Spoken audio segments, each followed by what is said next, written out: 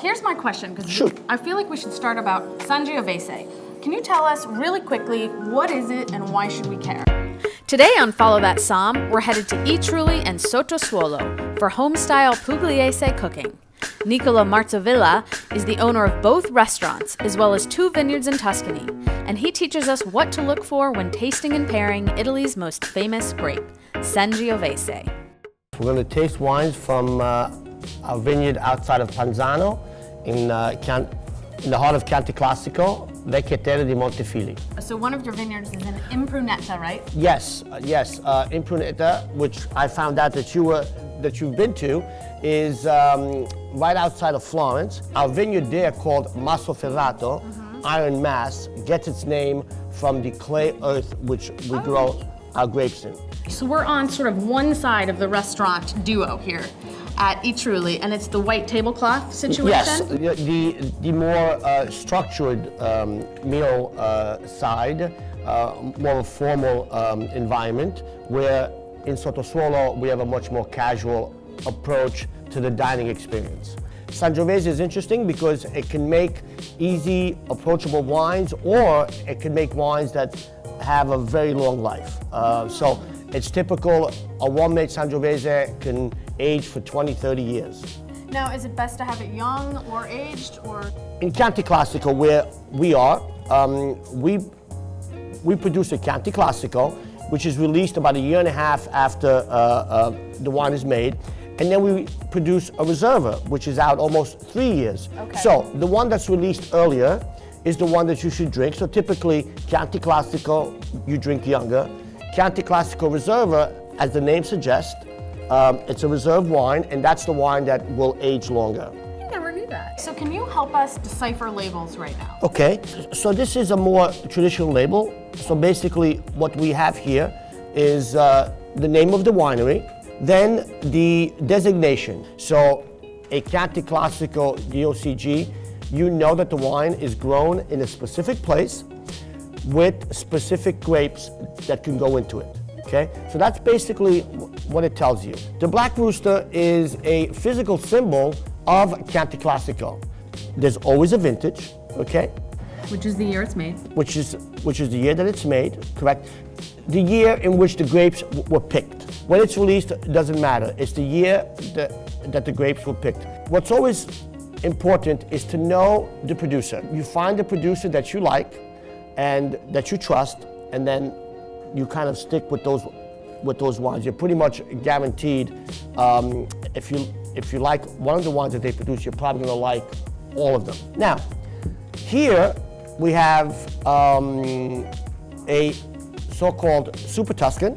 Some of the producers in Tuscany were trying to distinguish themselves. We started using international varietals, Cabernet Sauvignon, Merlot, Syrah, Sangiovese, or any combination thereof. So unfortunately, there you really have to know the producer. That is the most important thing, the producer and that particular wine. In this case, it's all Sangiovese. The first wine we are tasting with Nicola is Chianti Classico Riserva from his vineyard in Panzano, Tuscany. We pour the wine and we swirl it so that we allow the aromas to come up into the bulb of the glass. Then we stick our nose in it, and don't be afraid. Basically, you're trying to make sure that there are no foul aromas. That's the main that's point of this first sniff. Yes, that's the first sniff. Okay, this Nothing foul. smells great to me. Okay, Delicious. then we taste.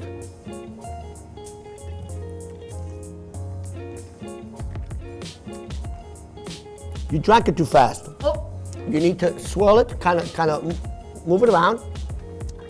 Again, you're checking for any off taste, Okay. which there aren't any here. Now that we know that the wine is fine, technically, okay, now we go on to the fun part. And now we're trying to pick aromas, things that, and here often tasters will tell you that they taste black currant, white currant, pepper, you know, whatever you get out of it is what's there, okay? Don't be intimidated into trying to figure out, does it smell good? It smells great. It smells like black cherries to me. Well, very, very good. So these Sangiovese always has that dark fruit, okay, flavor. Also, Sangiovese is known for its earthy character, herbal. Herbal. You know, Tuscany is the land of rosemary, sage. So those are the kinds of things that you look for. Have fun. Okay.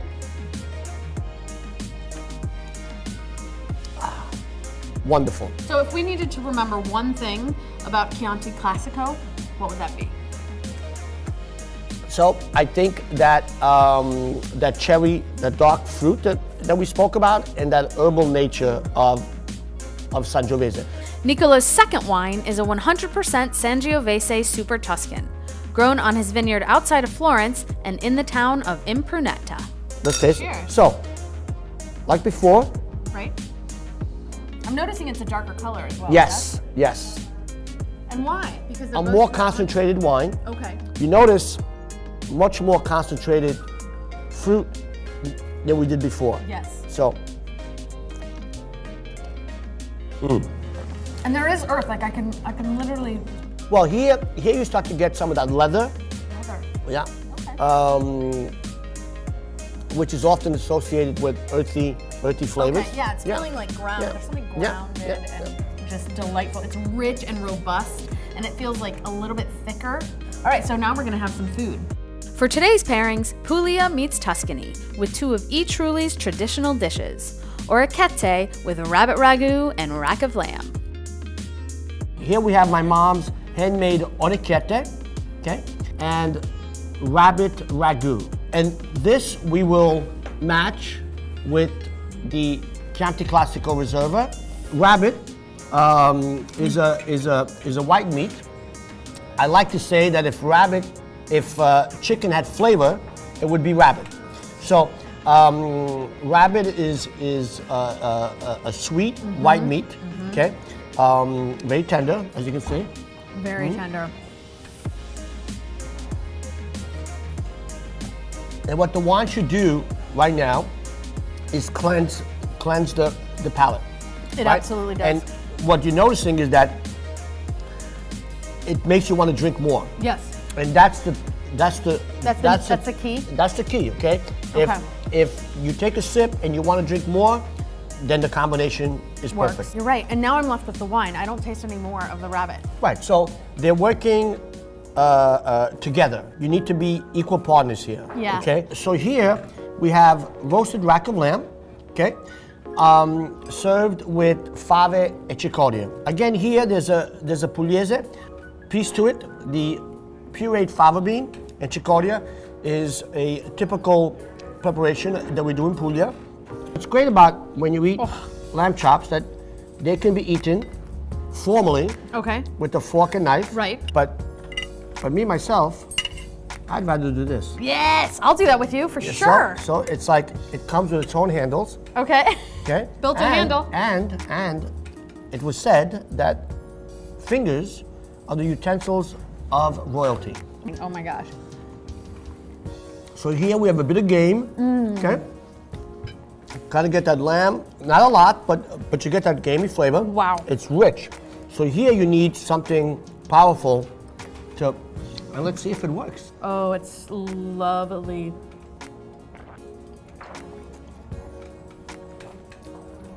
Okay, I think the wine is better now than it was by itself. Agreed. See, this is sometimes, people, if it's a big or expensive wine, they feel they need to drink it by itself and just focus on the wine, which sometimes works. But in this particular case, I think that the wine is made better by the lamb.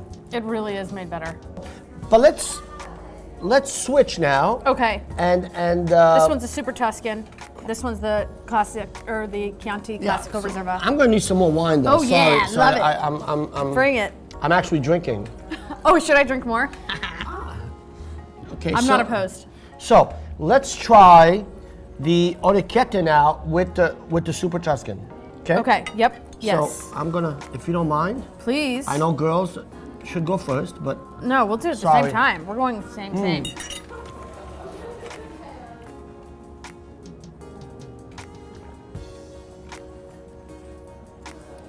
So I'm tasting much more of the wine than the food. yes, very good. Ah, Very good. Okay, you're teaching me. So here, it's not in balance. True. One takes a stronger position than the other. And now then- let's try it. The lamb. Okay. See here, Yeah, I think the meat overpowers the wine. that's so true. Yeah. And it leaves me with bitterness. Yeah. Very interesting. I think we need to go back to where we were. Okay, let's do it. While these are good, I think that the original combination works best. They're like- let's make sure. Okay, let's make sure. Well, Yeah, we yeah, have yeah. to try again. Yeah. Are we doing this again? Is that where I'm where just we going are? back and forth. Back and forth every time. Did you go formal style or Formal, lollipop? formal. You did? Well, because my mother's looking on, so Okay, yeah. the right one. Yeah, I think we had it right the first time. Don't be afraid to experiment, change, Okay. and whatever works for you. So, Nicola, thank you so much. You've been followed. Thank you.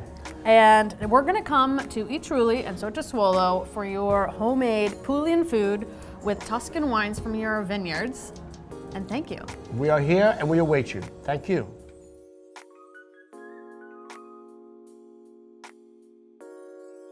Thanks to Nicola Marzovilla for his hospitality at I Trulli and Sottosuolo. If you love food and wine, subscribe to Wine for Food on YouTube and like us on Facebook.